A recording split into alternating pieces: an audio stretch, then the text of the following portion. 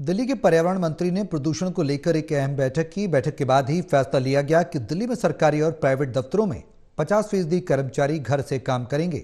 सरकार ने इसे लेकर आदेश भी जारी कर दिया, जिसके तहत अब वर्क फ्रॉम होम लागू किया जाएगा।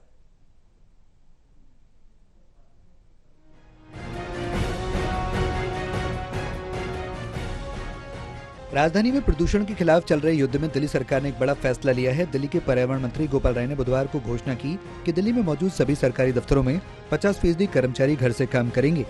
दिल्ली में जिस तरह से लगातार प्रदूषण बढ़ रहा है, उसे देखते हुए दिल्ली सरकार ने फैसला लिया है कि सिर्फ इतना ही नहीं, गोपाल राय ने बताया कि प्राइवेट कंपनियों को भी निर्देश जारी किए गए कि वो भी 50% कर्मचारियों को वर्क फ्रॉम होम दें। सरकार की कोशिश है कि वो तमाम कदम उठाएं जिससे प्रदूषण में गिरावट आ सके। इसी को ध्यान में रखते हुए सरकार ने भी फैसला लिया। आज जो बैठक हुई उसमें जीएडी के अधिकारी, पर्यावरण विभाग के अधिकारियों के साथ साथ सीआईआई, एसोचैम और फिक्की के जो पदाधिकारी हैं वो शामिल हुए थे। काफ़ी डिटेल डिस्कशन के बाद हम लोग 2-3 महत्वपूर्ण निर्णय पर पहुंचे हैं। पहला कि दिल्ली सरकार के अंदर जितने दफ्तर हैं उसमें एसेंशियल सर्विसेज, इमरजेंसी सर्विसेज को छोड़ करके बाकी विभागों में 50% वर्क फ्रॉम होम किया जाएगा। राजधानी दिल्ली में QI अभी गंभीर श्रेणी में बना है। यही कारण है कि दिल्ली सरकार की तरफ से ये कदम अब उठाया गया। हालांकि विपक्ष ने दिल्ली सरकार पर हमला बोला है। बीजेपी ने आरोप लगाया कि पिछले 10 साल में आम आदमी पार्टी की सरकार ने प्रदूषण के खिलाफ कोई भी ठोस कदम नहीं उठाए। बीजेपी ने कहा कि सत्ता में आने से पहले अरविंद केजरीवाल ने जनता से प्रदूषण खत्म करने को लेकर बड़े बड़े वादे किए थे, लेकिन आज वो सारे वादे झूठे साबित हो रहे हैं। बीजेपी ने कहा, चाहे वायु प्रदूषण की बात हो या फिर पानी के प्रदूषण की, दिल्ली दोनों ही मार झेल रही है।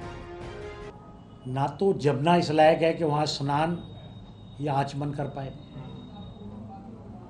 दिल्ली में अस्थमा के शिकार बच्चे, बूढ़े, जवान सभी हो रहे हैं। ये पिछले 10 साल से हर बार ये कहते हैं कि हम प्रदूषण कम करेंगे, नए नए शगुफे छोड़ते हैं। जो पैसा पराली के लिए जो दवाई होती है, उस दवाई से 100 गुना पैसा ऐड पे खर्च करते हैं।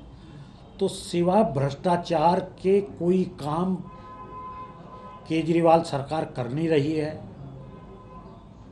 और कहीं भी केजरीवाल सरकार पिछले 10 साल से आज तक प्रदूषण के मामले पे गंभीर नहीं है।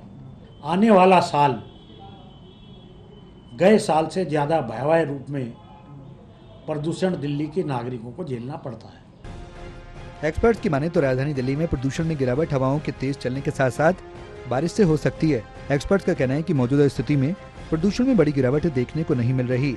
ऐसे में आने वाले दिनों में भी लोगों को गैस चैम्बर में सांस लेने के लिए मजबूर होना पड़ेगा। Pranay Sharma, total TV, Delhi.